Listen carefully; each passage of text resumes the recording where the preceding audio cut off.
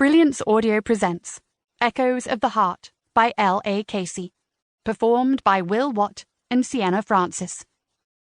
I awoke to the heart-stopping sound of thunderous banging. I shot upright and stared around my darkened bedroom. I reached over to my left, expecting to find the warm body of my boyfriend, but his side of the bed was empty and cold.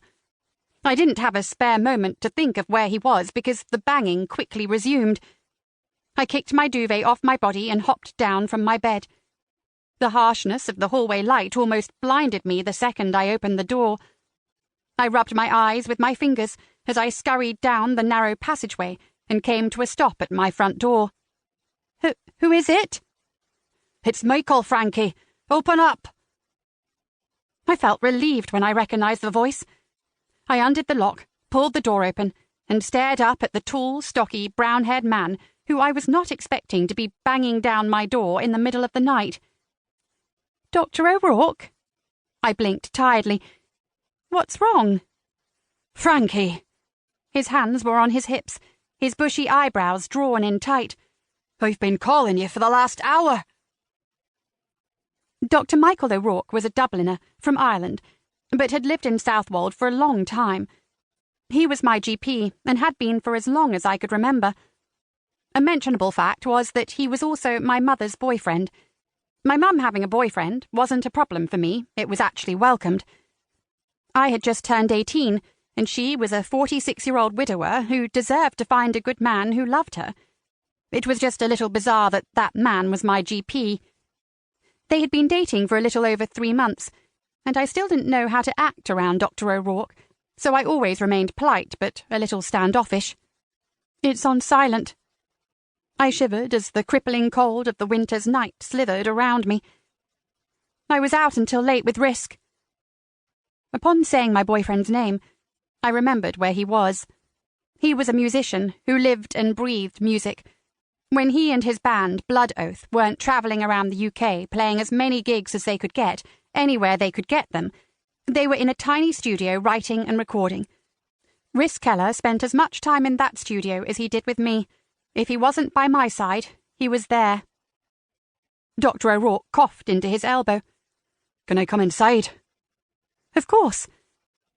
I backed into my home as Dr. O'Rourke stepped inside and closed the door behind him.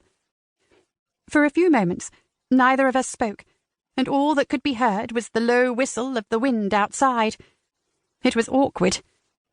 Would you like a cup of tea? Please. On autopilot, I turned and entered my small kitchen, flipping on the light as I went.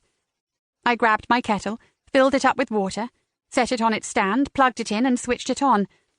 I grabbed 2 cups, popped a tea bag into each one, then turned and leaned my lower back against the countertop.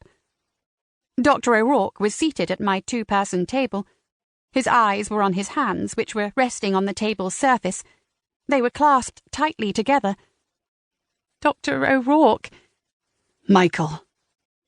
He looked up with a tired smile that didn't reach his brown, hooded eyes. I've been dating your ma for a few months now, Frankie. I think you can call me by my name. Don't you? I'm sorry, I said, flushing. It's a force of habit. I've only ever called you Dr. O'Rourke. He nodded, and we fell back into an awkward silence. I looked from him to the clock on the wall and stared at the 2 hands. 5:25 in the morning. Dr. O'Rourke was in my home at 5:25 in the morning. He had never been inside my cottage before, let alone this early and unannounced.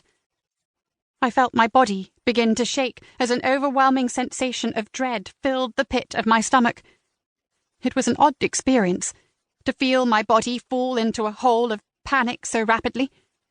I could already hear the familiar telltale musical sound from my lungs that told me an asthma attack was fast approaching. Something's happened to my mum, I rasped. Hasn't it?